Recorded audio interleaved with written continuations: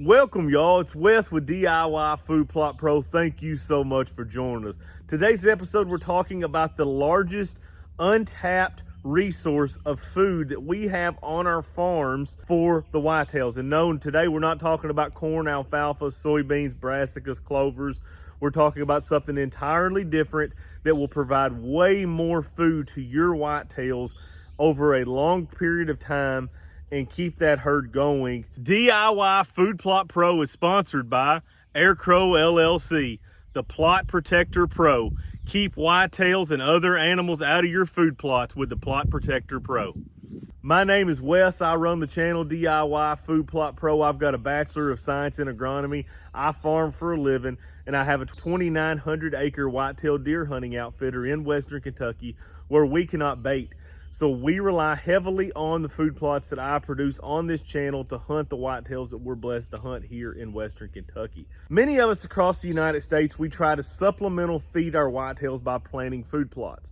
And we plant a variety of plots. We plant everything from corn, soybeans, winter wheat, cereal rye, buck forage oats, clovers, radishes, you name it, and we pretty much plant it across the farms. And those are great food plots. But this is a spot where we can really increase the amount of food available to these whitetails and really make a difference on the herd. So you can see behind us, we are in a mature hardwood forest here in Western Kentucky. We have a lot of hickories, a lot of white oaks, red oaks, and you can tell very easily by looking behind me that we're in a mature hardwood forest. There's nothing growing on the ground to speak of.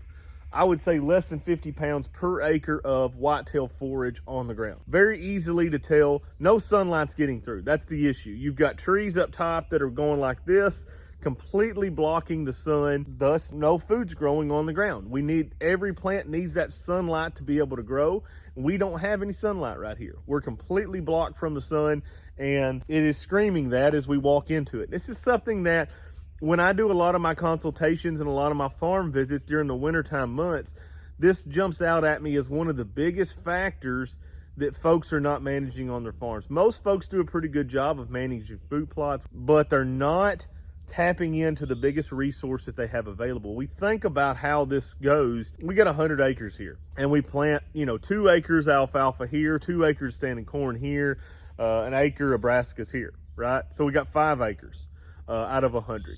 And so we're planting those, and then the deer are wiping them out, and we're like, man, these deer are just absolutely wiping these food plots out. Why are they hitting them this hard? And then we walk in these woods and we see this.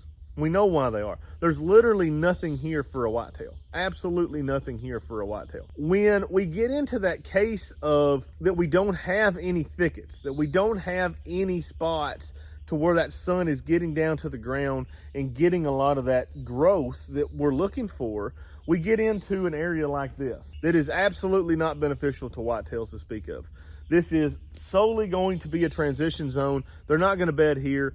They're not going to eat here. This is only going to be a summer type of an environment to where those bucks are trying to stay cool next to a water source and are looking for that wide open timber. But come the fall, there's not going to be many deer in here because there's no cover, there's no food, and there's no woody browse. What we're looking for in a timber stand improvement is we're coming in and we're opening up that canopy above.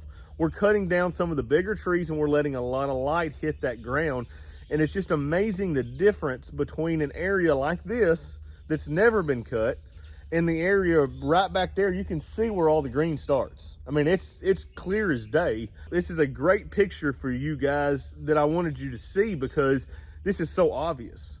This is the same time of the year. Well, a lot of times when you see this stuff and people post before and after, it's like one's during the summer and one's during the spring, okay? This is real-time data right here. You can see where I open that up. You can see the trees still laying up there where I cut them.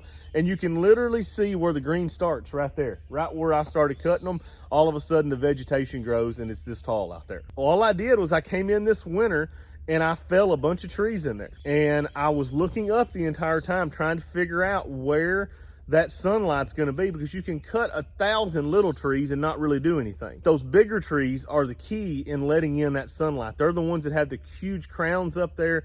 You can cut 3 or 4 of them and do much better than what you can by cutting 20 or 25 of the little ones. But the food aspect of it is one side of it, but also is cover. That's going to grow up into a thicket that is going to have a ton of cover, it's going to have a ton of food, and it's going to be a whitetail magnet. Any of us that have hunted thickets, in and around thickets, we know how important those thickets are. This one's no exception. Throughout the entire United States, thickets are becoming less and less of something that we see because we're all managing for timber. We're coming in and we're cutting nothing less than 16 inches. When we're having a timber harvest and we're not cutting anything less than 16 inches, we're never getting that significant growth. We're managing for timber production instead of whitetail production. Nothing wrong with that if that's your goal, but if we're managing for whitetails, we need to be having pockets of harder cuts or maybe even clear cuts to let that sunlight hit the ground to produce those high quality bedding areas that we're looking for to hunt whitetails over. It's been an amazing transformation for me to see this in real time. I cut this in about February of last year, came in and spent, I don't know, 3/4 of a day, cut several big trees, some small ones, planted some chestnuts in here, and this is just amazing to stand here on the edge and look at this. From absolutely no food to 50 to 100 pounds. No, there's no way there's 100 pounds. 50 pounds of food here per acre where we're standing. Guarantee you we're at triple, quadruple that just right there. And all we did was cut some trees down that were low quality. We didn't cut any white oaks. We didn't cut any red oaks. We cut a bunch of stuff that was low quality. Hackberry, elm. Then if you're in an area like us, we can't put minerals out. Well, you cut a pretty good sized tree down, you're gonna have all kinds of shoots that kind of start producing from that tree stump. And you talk about a mineral rich environment. You know, you think about how deep that root runs down in the ground and how much nutrients a huge tree can pull up to the surface, and it's going to 10 or 12 little sprouts that are coming off of it. And the deer have 100% take note of that, and they are eating the heck out of those sprouts. That anything that comes off of those trees that we cut, they are just absolutely hammering. There's a cherry in there that I cut, and the deer are just absolutely pounding those sprouts. Every time they start coming out, the deer are just wiping them out, and it's high in minerals, it's high in nutrients. We've provided a food source here. And if you think about this in realistic terms, a lot of us have, you know, maybe 100 acres, and we got 5 acres of food plot. So that leaves us with 95 acres of some form of cover. And most of us are not tapping into that. If we have 95, let's just make it easy to figure. Let's say we have 100 acres at 50 pounds, and all our woods look just like this. We're managing for timber.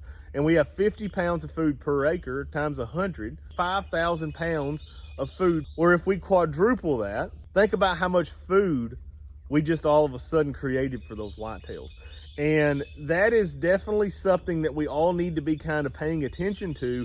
It's managing these woods for whitetail production, not only the food plots, but the woods as well. The food plots are definitely important. I'm not taking anything away from the food plots. I plant food plots on every single farm that I have, but this is a very real food source that very, very, very few people are tapping into. And the few that are, a lot of them don't even realize they're doing it. They're just getting a timber harvest in, and then all of a sudden they're like, boy, that deer hunting was really, really good. We have to kind of constantly keep these thickets going in these woods if we're going to hold a large amount of those mature whitetails come the fall and winter months. A lot of guys that I've visited and that I do consultations for, we get out there and it's just kind of one of those things that they don't know where to start. And they want somebody there that has got some experience with this, and so they call me and we go out there to the farm and we start setting up plans to where we're cutting small pockets of this throughout their large hardwood forest. We're getting these thickets on their hunting farms to benefit them in 2 or 3 years. This is not something that's going to benefit your whitetails from a cover perspective in the first year. Obviously we cut this 6-8 months ago and we have a tremendous amount of growth up there, but we typically don't have that woody browse yet that we're all looking for in that late fall, winter time period. We don't have that yet. That's something that comes with time.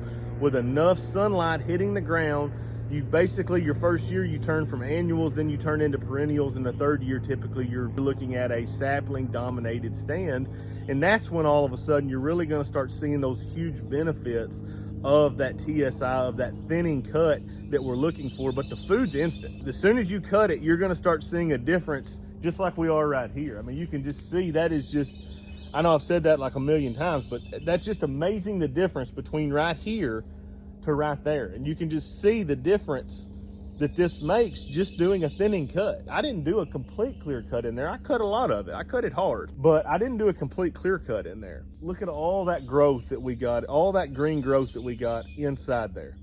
That is going to be killer in a couple years for these whitetails as they start relating more to that cover. If you need help setting up your farms, I've got a website set up, www.diyfoodplotpro.com. You can go there and you can click on, we'll have a boots on the ground farm visit where I will come out to your farm, we'll walk it, I'll answer the questions that you have, any concerns that you have, and I will get you a report that tells you all the recommendations that I recommend on that property. And that's food plots, that's TSI, that's travel routes, all of the above is covered in that. Stand, blind locations, morning, evening, wind directions, all that is covered in that report. So that's something that you're interested in, reach out to me at www.diyfoodplotpro.com. Thank you so much for watching. I really appreciate it. Y'all smash that like and subscribe button.